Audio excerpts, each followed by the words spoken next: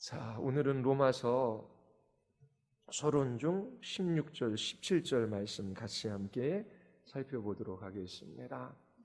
우리 로마서 11장 16절, 17절 말씀 우리 같이 한번 읽겠습니다. 우리 같이 시작. 내가 복음을 부끄러워하지 않으니 이 복음은 모든 믿는 자들에게 구원을 주시는 하나님의 능력이 됨이라. 먼저는 유대인에게요 그리고 헬라인에게로다.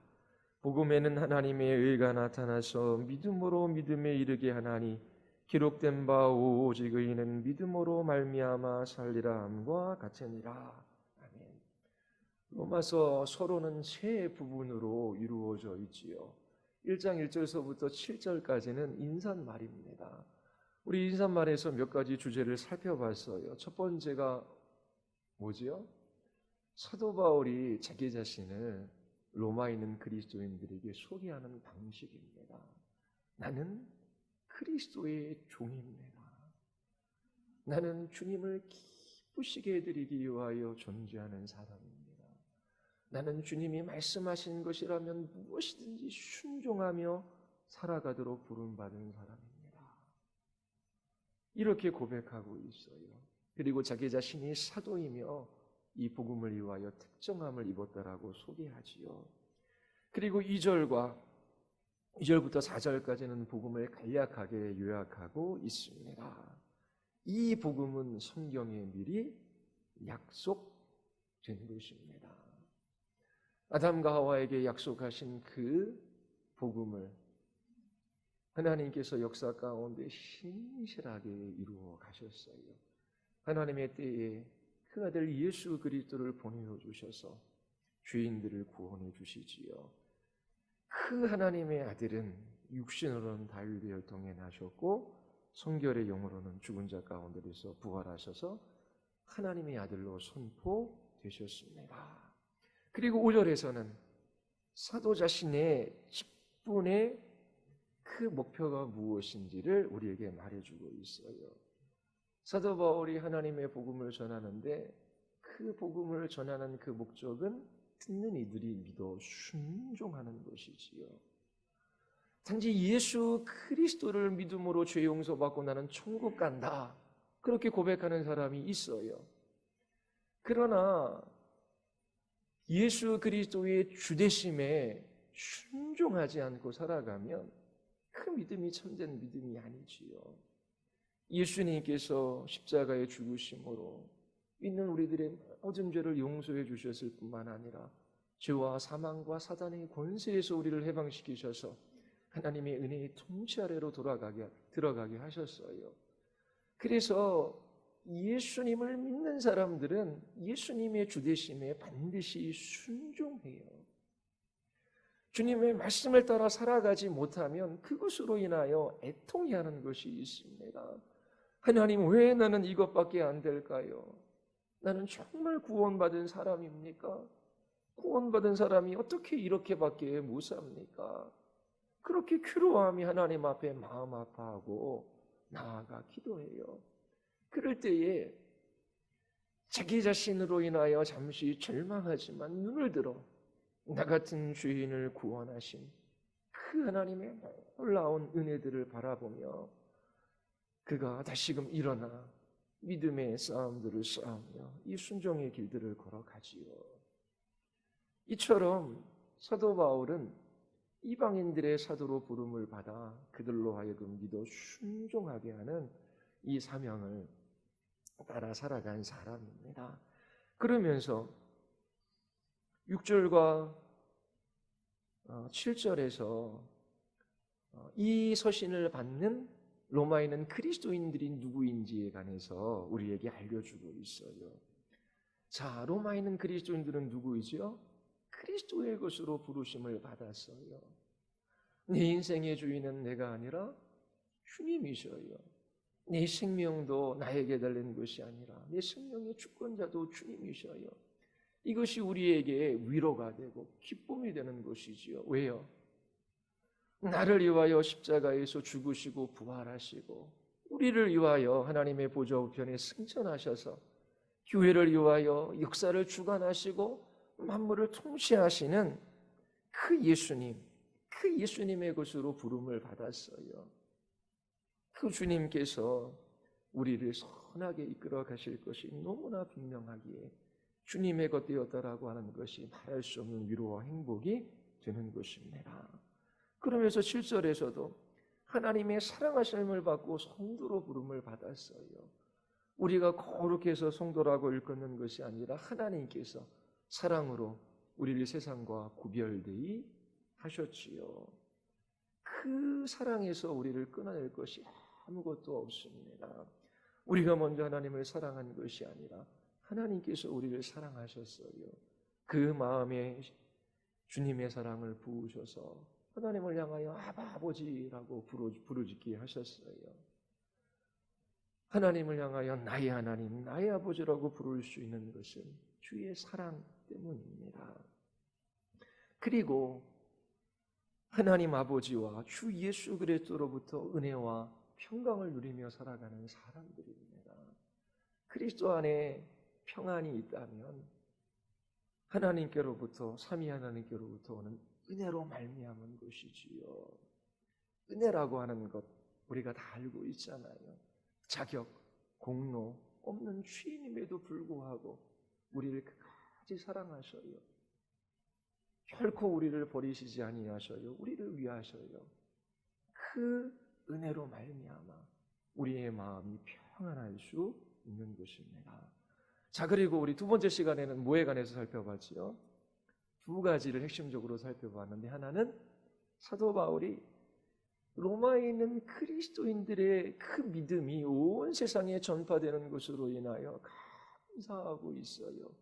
100만 명이나 넘는 대도시에 100명 남짓되지 않는 그리스도인들이 있어요. 그들은 로마에 있는 사람들과 다른 가치, 다른 정신, 다른 삶의 태도, 다른 삶의 목적을 따라 살아가는 사람들이에요. 어떻게 그들이 이와 같이 예수를 그리스도요 주님이라고 고백할 수 있었습니까? 하나님께서 그들에게 믿음이라는 선물을 주셨기 때문이지요. 우리들도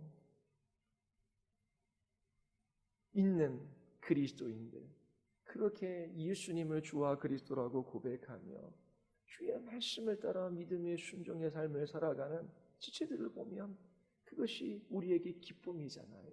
감사의 제목이잖아요. 누군가 고난 가운데 있어요. 어려운 가운데 있어요. 그런데 그가 예수 그리스도를 붙듭니다.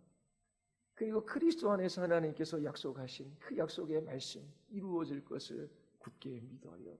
그러면서 인내하고 그러면서 주님이 주신 은혜로 평안을 누리고 기뻐하며 살아가는 모습 보면 우리 입술에 찬양이 나오죠. 그리고 주님을 향한 감사와 기쁨의 노래가 흘러 나옵니다. 정말 감사한 것. 누가? 예수님 믿더라. 그리고 정말 끝까지 그 믿음을 지키며 살아가는 그 모습들을 보면 우리들에게는 최고의 기쁨이며 또 가장 큰 감사의 제목이 됩니다. 그리고 사도 바울이 로마에 있는 그리스도인들에게 복음 전하기를 원해요. 그 목적은 그들을 견고하게 하기 위해서이지요. 우리가 예수 그리스도를 믿었지요. 그런데 그 믿음은 자라나야 돼요. 더 견고해져야 합니다. 그 이유가 뭐지요? 약한 사단의 공격이 있기 때문에 그래요. 그리고 교회 안에는 언제나 거짓된 가르침들이 있어 왔어요. 그래서 분별할 수 있어야 합니다. 우리 집사님도 그렇고 왕의 제정 얘기해서 제가 요즘에 좀 찾아봤어요. 그리고 강의도 한두 개 들어보려고. 제정은 있는데 왕이신 그리스도가 없는 경우가 있거든요. 정말 예수 그리스도를 믿는 것이 무엇인지 잘 분별되지 않는 그런 가르침들이 교회 안에 들어올 수 있어요. 정말 예수 그리스도 한 분이면 모든 것이 되고 그리스도 한 분으로 인하여 기꺼이 자발적으로 실거이 주님을 따라 주신 그 직분과 사명을 따라 아름다운 삶을 살아가게 하셨어요. 그런데 정말 예수 그리스도가 중심인지 아니면 이 땅에서의 부와 이 땅에서의 건강과 번영이 더 앞서는지 구별되지 않는 그런 복음이 많이 판을 치고 있어요. 그래서 분명하게 구분할 수 있어야 돼요. 그렇지 않으면 기독교 신앙이 아니라 그냥 종교 생활에 불과합니다. 절에 가서 그렇게 불공을 드리고 엎드려 절하는 사람이나 아니면 교회에 와서 새벽 기도하는 사람이나 아니면 정한수 떠놓고 그렇게 새벽마다 자녀들을 위해 기도하는 그러한 신앙을 가진 사람이나 별반 다를 바 없이 그렇게 교회 안에서도 종교생활 해나갈 수 있어요. 그래서 정말 복음을 듣고 견고하게 세움을 입어야 돼요. 이 하나님이 주신 복음의 영광, 그 위대함이 무엇인지를 알고 주님이 주신 자유함 가운데 그 기쁨을 누리며 살아갈 수 있어야 합니다. 세 번째는 견고하게 서지 않으면 열매 맺을 수 없어요. 성령께서 맺게 하시는 그 열매들을 맺고 살아가는 신자들은 복음 안에서 견고히 서나가는 사람들입니다. 자, 오늘 몇 가지를 살펴보려고 합니다. 첫 번째, 사도 바울은 로마서 1장 16절에서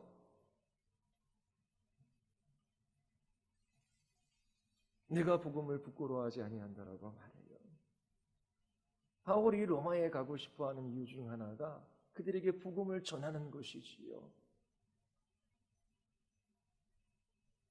복음을 통해서 그들을 견고하게 세워주기 위함입니다. 사도 바울은 복음을 부끄러워하지 아니한다라고 고백해요. 이것은 내가 복음을 자랑한다라고 하는 것이지요. 그러나 복음은 유대인들에게는 꺼리끼는 것이요 이방인들에게는 미련한 것입니다. 유대인들에게 나무에 달려 죽은 자는 저주받은 자예요. 신명기 21장 23절에 있지요.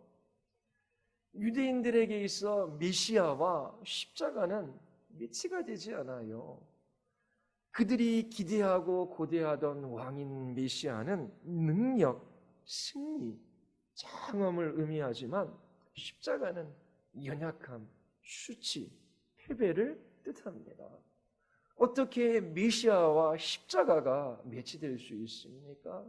다윗의 혈통으로 오시는 그 메시아 왕국을 이루실 그 왕과 어떻게 저주받아 나무에 달려 죽는 그 사람이 매치될 수 있어요.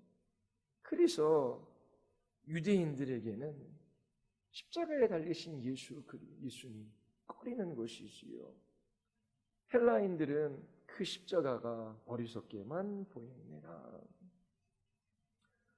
로마의 형틀에 매달린 그 십자가에 달린 그 예수, 그가 어떻게 메시아일 수 있냐라고 하는 것입니다. 그런데 예수님을 주와 그리스도라고 고백하는 기독교인들이 생겨나기 시작했어요.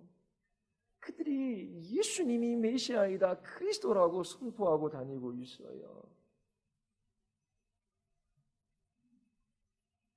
이 복음을 사람들은 이해할 수가 없었습니다. 그래서 예수를 그리스도라고 고백하며 주님이라고 고백하며 복음을 전하는 사람들을 핍박했지요. 이 복음 때문에 기독교인들은 수치를 당하고 또 부끄러운 일을 당할 수밖에 없었어요. 오늘날에도 마찬가지입니다. 복음은 기쁜 소식이지요. 최고의 좋은 소식입니다. 그런데 사람들은 이 복음을 꺼려해요. 이 복음을 불쾌하게 생각합니다. 왜요?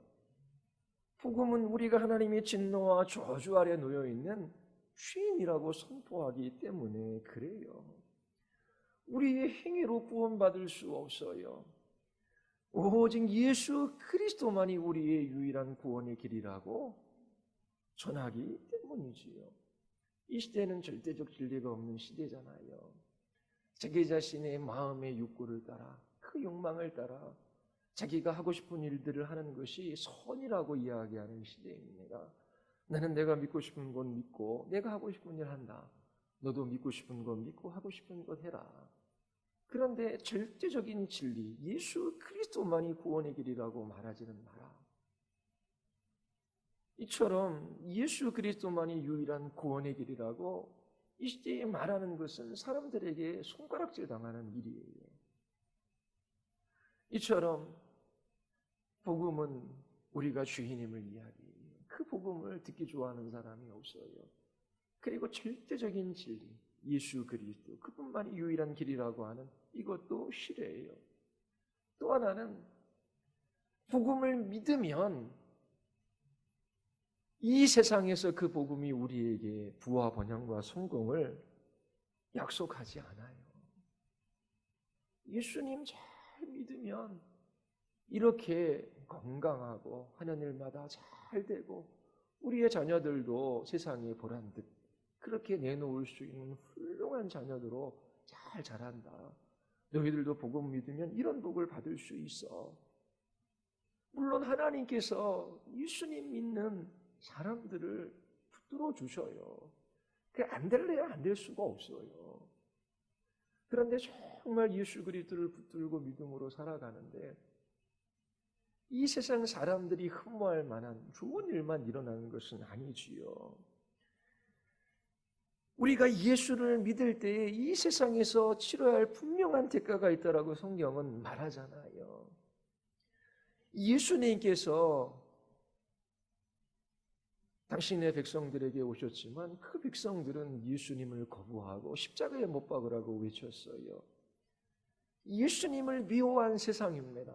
그런데 예수님을 따르는 제자들을 이 세상이 환영할 리가 없지요.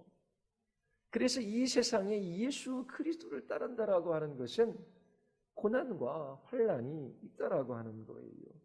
그래서 요한복음 15장 18절에서도 세상이 너희를 미워하면 너희보다 나를 미워한 줄 알라. 너희가 세상에 속하였으면 세상이 자기의 것을 사랑할 것이나 너희는 세상에 속한 자가 아니요 도리어 내가 너희를 세상에 택하였기 때문에 세상이 너희를 미워하느니라. 이처럼 복음이 우리에게 세상에서의 세상 사람들이 이야기하는 성공을 보장해 주지 않아요. 그래서 때로 이 복음을 전하지 못하는 사람들이 있어요. 그리고 이 복음은 우리에게 고난이 있음을 말하고 있습니다. 이렇기 때문에 이 복음은 세상 사람들이 쉽게 받아들이지 않아요. 성령님이 아니고서는 예수님을 주와 그리스도라고 고백할 수 없지요. 그래서 사람들은 끊임없이 죄된 인간의 본성에 맞는 그러한 복음을 만들어내려고 이 복음을 포장해요. 사람들의 마음에 듣기 좋은 소리를 하는 것이지요.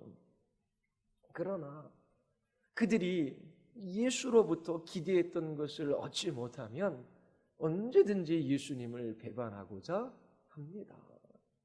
가룟 유다는 예수님의 제자였어요. 예수님이 왕이 되실 줄 알았어요. 십자가에 달리러 가시잖아요. 그 예수를 은30에 팝니다. 예수님께서 오병이어의 기적을 통해서 수천 명을 먹이셨어요. 수많은 사람들이 예수님을 왕으로 삼고자 쫓아다닙니다. 그런데 그 요한복음 그 장 뒤쪽에 보면 다 떠나가요. 왜요? 사람들은 떡과 포도주를 원한 것이지 예수 그리스도 자신을 원한 것이 아니기 때문에 그래요. 오늘날에도 동일한 일들이 일어납니다. 최고의 선물이신 예수 그리스도, 하나님 자신을 우리에게 주셨어요. 그 하나님 한 분으로 인하여 만족하며 기뻐하며 이 세상에 주신 사명을 따라 믿음의 순종의 삶을 살아가는 것이 무엇인지를 잘 몰라요. 예수님을 잘 믿으니 그 믿는 것을 대가로 무엇인가를 요구해요. 자신들이 원하는 대로 인생이 풀리지 않아요. 원하는 일들이, 기대하는 일들이 이루어지지 않아요. 그러면 언제든지 예수님을 버려두고 세상으로 뛰어나갈 사람들이 교회 안에는 많이 있습니다. 이처럼 이 복음은 좋은 소식이지만 사람들을 불쾌하게 합니다.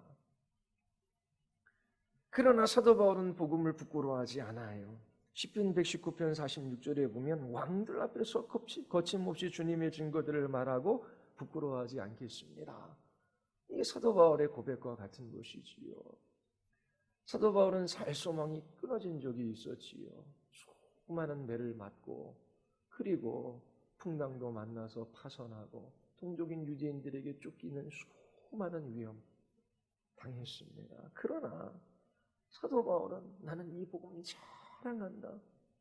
세상 사람들 눈에 보이기에 이 복음 때문에 내가 고난을 받고 그리고 보잘것없이 보일지라도 이 복음 나는 사랑한다. 왕 앞에서도 거침없이 나는 이 복음을 말할 것이고 결코 이 복음으로 인하여 부끄러워하지 않을 것이다. 그 이유가 무엇입니까? 16절에 하반절에 나타나죠. 이 복음은 모든 믿는 자들에게 구원을 주시는 하나님의 능력이 되기 때문입니다. 복음은 하나님의 능력이에요. 하나님의 일하심으로 말미암아, 하나님의 역사하심으로 말미암아 우리가 구원을 받는 것이지요. 이 구원을 세 가지로 보통 이야기하잖아요. 우리는 이미 구원받았어요. 예수 그리스도를 믿음으로 우리의 모든 죄가 용서되어지고 그리스도의 의로 옷 입었습니다. 뿐만 아니라 우리는 구원받고 있어요. 날마다 거룩해져 갑니다. 그리고 그 마지막 날 우리는 완전히 영화로운 몸을 얻게 될 거예요. 우리는 이 땅에서 살아가는 동안 죄와 사단과 사망의 지배 아래 있지 않고 하나님의 은혜의 통치 아래로 들어가 살아가지요. 하나님이 주시는 평안이 있어요. 그리고 주님 다시 오실 그 날에 우리는 그리스도 안에서 참된 평안과 만족과 안식을 누리고 하나님의 영광에 참여하게 됩니다. 자, 그러면 이 로마서 1장 16절에서 이야기하는 구원은 세 가지를 다 의미하는 것일까요? 그럴 수 있어요. 그런데 좀 더 확실하게 이야기하자면 여기에서 구원은 하나님께서 반드시 우리에게 치유의 승리를 가져다 준다. 지금 나의 삶이 세상 사람들 눈에 보이기에는 부도 건강도 명예도 없어 자랑할 것이 없는 것처럼 보이지만 하나님께서 이 모든 것들을 사용하셔서 주의 구원을 이루어 가시고 주의 이름의 영광을 취하시고 또 주의 나라의 진전을 이루실 것이다.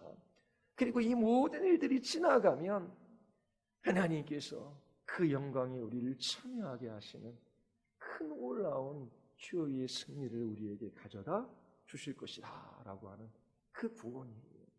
그래서 현재 부끄러운 일을 당하지만 부끄러워하지 않을 수 있는 거예요. 왜냐하면 그 구원을 시작하십니다. 구원을 이루시고 완성하실 거예요. 믿음의 눈으로 바라보니까 이 모든 것들을 주께서 다스려 가셔서 우리에게 반드시 치유의 승리를 주셔요. 하나님은 결코 실패하지도 실수하지도 않으시는 하나님이셔요. 잠시 이 땅에서 수치와 모욕을 당할 수 있지만 결코 부끄럽지 않는 이유는 이처럼 복음을 믿는 우리들에게 하나님께서는 능력이 되셔서 이 구원을 이루시고 완성하실 것이 너무나 분명하기 때문입니다. 그리고 이 구원의 능력은 유대인과 이방인의 차별 없이 모든 믿는 자에게 동등하게 미치는 것이지요. 우리는 모든 사람들에게 복음을 전해야 돼요. 누구든지 구원 얻을 수 있는 가능성이 있어요. 복음을 전할 때 차별하면 안 되는 것이지요. 복음은 모든 사람에게 차별 없이 전해져야 합니다. 그러나 복음은 철저하게 예수를 그리스도요 주님으로 믿는 사람들에게 하나님의 능력이 되는 것입니다. 자, 그러면 어떻게 복음은 믿는 사람들을 구원합니까? 1장 17절이 이야기를 해요. 3번절 뭘 이야기하죠? 복음에는 하나님의 의가 나타나서. 자, 루터는 이 하나님의 의가 나타났다라고 하는 이 구절 때문에 두려워 떨었잖아요. 왜냐하면 하나님의 의, 하나님의 정의, 하나님은 언제나 오르셔요. 하나님의 거룩하심이 피조물인 우리와 관계를 맺을 때에 나타나는 하나님의 성품이 의라고 말씀드렸어요. 하나님은 언제나 오르셔요. 그리고 우리에게 그 의를 요구하셔요. 그래서 하나님께서 그 울음을 우리에게 요구하시는데 율법을 주신 거예요. 그래서 율법을 따라 순종하며 살아가면 우리는 의로운 사람이 되는 것이지요. 그래서 하나님께서 율법을 주신 그 하나님의 의, 그 입법적 거룩, 그 입법적 의라고 이야기해도 돼요. 또 하나님께서 어떻게 해요? 그 율법을 따라 하나님이 요구하시는 그 의로운 삶을 살아가지 않으면 하나님께서 그 율법을 따라 심판하셔요. 사법적 의, 사법적 거룩이라고도 이야기하죠. 하나님께서는 언제나 우리에게 의를 요구하시는데 나를 보니까 그 하나님의 의, 그 하나님의 영광이 이룰 수 없어요. 언제나 죄인이에요. 그러니까 마음이 더러운 것이지요. 그런데 하나님의 다른 의가 있어요. 이 의라고 하는 이 단어를 히브리 언어에서는 윤리 개념이 아니라 언약 개념이다라고 여러분 로마서 어떻게 읽을 것인가 그 책에서 보셨지요. 쌍방의 의무와 책임을 부과하는 것입니다. 이러한 관점에서 볼 때 의무와 책임을 다하는 것이 의로운 것이에요. 아버지가 있어요. 아버지는 자녀들에게 아버지 노릇 해줘야 돼요. 그게 의로운 것이잖아요. 자녀는 아버지에게 자녀 노릇 해야 돼요. 그 의무와 책임을 자녀로서 다하는 것이 의로운 거예요. 그래서 이 의라고 하는 히브리 단어는 언약적 개념이 들어가 있는 단어예요. 자, 하나님께서 아브라함에게 찾아오셔서 내가 내 언약을 나와 내 민 내 대대 후손 사이에 세워서 영원한 언약을 삼고 너와 내 후손이 하나님이 되리라. 하나님께서 아브라함과 아브라함의 후손이 하나님이 되어주시겠다라고 약속하셨어요. 이 약속을 아브라함과 맺으셨지요. 그러면 하나님께서 의로우신 하나님이 되려면 이 의무를 충실하게 이행하셔야 돼요. 이스라엘 백성들이 애굽에서 종노릇하며 고통을 받고 있어요. 그때에 하나님께 부르짖지요. 하나님께서 그들을 외면하지 않으셔요. 하나님께서 그들을 종되었던 애굽 땅에서 구원해 내셔요. 이걸 하나님의 의로운 행위로 묘사하는 것입니다. 3상 12장 6절에 보면 사무엘이 백성에게 말해요. 모세와 아론을 세우시고 당신들의 조상을 이집트 땅에서 데리고 올라오신 분이 바로 주님이십니다. 주님께서 당신들과 당신들의 조상을 구원하려고 하신 그 의로운 일을 주님 앞에서 증거로 제시하고자 합니다. 세번역 성경에서 번역한 거예요. 사무엘이 백성들 앞에서 우리의 조상들을 이집트 땅에서 구원하신 그 주님에 관해서 이야기해요. 그러면서 뭘 얘기해요? 주님이 의로우신 일을 했다라고 하는 거예요. 하나님이 아브라함과 약속하신 그 약속을 신실하게 지키셔서 우리를 이 종단 땅에서 구원해 내셨다라고 하는 것입니다. 유다의 며느리 다말이 있지요. 다말의 남편이 죽었어요. 그러면 유다는 시아버지로서 그 며느리에 대해 행할 의무가 있어요. 다른 아들을 이 며느리에게 줘야 돼요. 그게 의로운 행동입니다. 다말이 자식이 없어요. 그래서 그 시아버지인 유다와 관계를 맺고 아들을 낳게 되죠. 그런데 성경에 보면 유다가 자기 며느리 다말을 향하여 그는 나보다 옳도다, 의롭도다. 여기서 의라고 하는 것은 그러한 의무에 충실함을 보여야 되는데 유다는 보이지 않았어요. 그런데 다말은 그렇게 그 이스라엘 관습을 따라서 그 아들을 얻으려고 했던 것이죠. 그래서 그 시아버지가 며느리를 향하여 나보다 옳도다라고 그렇게 이야기했던 것입니다. 그래서 로마서 3장 3절에서 7절 말씀도 보더라면 하나님의 의는 하나님의 미쁘심, 하나님의 신실하심이에요. 또 3장 7절에서 얘기하는 하나님의 참되심입니다. 하나님은 진실하셔요. 거짓이 없으셔요. 언제나 그분은 참되고 그의 말씀은 옳아요. 그분이 이 약속하신 것을 반드시 이루시는 신실하신 하나님이셔요. 이 언약의 신실하신 하나님, 바로 그분을 이루신 하나님이다라고 하는 것입니다. 그래서 신실하심을 하나님의 구원 행동으로 성경은 여러 곳에서 이야기하고 있어요. 이사야서에서도 하나님의 구원이 하나님의 의와 동의어로 사용되고 있습니다. 로마서도 읽을 것인가 보면 몇 가지 구절들이 나와요. 거기서 한번 찾아서 읽어보십시오. 그리고 시편에서도 하나님의 의, 하나님의 언약적 사랑, 하나님의 인자 성실, 그것을 같은 것으로 그렇게 이야기하고 있습니다. 자, 그러면 복음에는 하나님의 의가 나타났다라고 했을 때에 하나님께서 정의로우신데 불의한 자들을 심판하시는 그런 의를 의미하는 것이 아니라 어떤 의? 언약의 신실하신 하나님. 하나님께서 우리 하나님 되어주시겠다라고 하는데 우리 하나님 되어주시겠다는 그 방식이 뭐예요? 하나님께서 우리에게 요구하시는 그 의를 예수 그리스도를 믿는 우리들에게 주시는 거예요. 예수님께서 하나님의 모든 율법에 순종하셨어요. 그리고 우리의 죄를 위하여 십자가에 달리셨지요. 그리고 부활하심으로 예수 그리스도가 의롭다라고 하는 것을 하나님께서 인쳐 주셨어요. 예수 그리스도의 부활은 우리의 의를 위한 것이지요.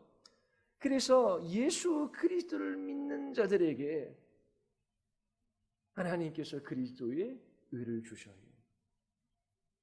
그 복음에 나타난 하나님의 의입니다.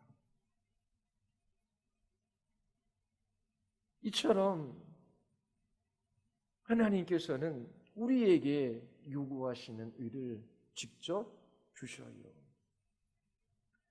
하나님이 요구하시던 의를 몸소 우리에게 주신다라고 하는 이 기관 진리가 나타난 것입니다. 하나님의 진노와 심판 가운데 있어요. 죄와 사망과 사단의 권세 아래서 종로로 되어 우리 스스로는 구원을 얻을 수 없어요. 하나님의 영광, 하나님의 의에 이를 자가 없어요. 그런데 하나님께서 그 의, 그것을 예수 그리스도 안에서 마련해 주신 거예요. 믿는 우리들에게 그 의를 전가시켜 주지요.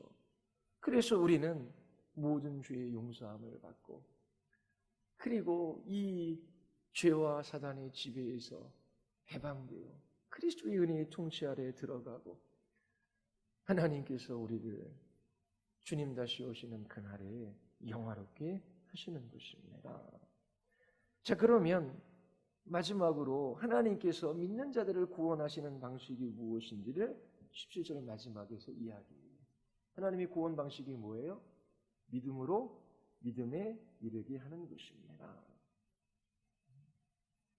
오직 의인은 믿음으로 말미암아 살리라. 하박국 선지자의 말씀이지요. 믿는 자들에게 하나님께서 살게 하셔 생명을 주시는 것입니다. 예수 그리스도를 믿음으로 우리를 의롭게 하셔요. 전가된 의이지요. 우리에게 생명을 주셔요.